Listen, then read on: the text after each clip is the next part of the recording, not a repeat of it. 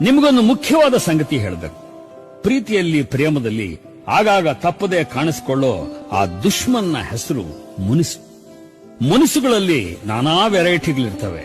ಹುಸಿ ಮುನಿಸಿರುತ್ತೆ, ಆಟೋಮ್ಯಾಟಿಕಲಿ ಸರಿ ಹೋಗುವಂತ ಮುನಿಸು, ಜಸ್ಟ್ ಡೋಂಟ್ ಬಾದರ್.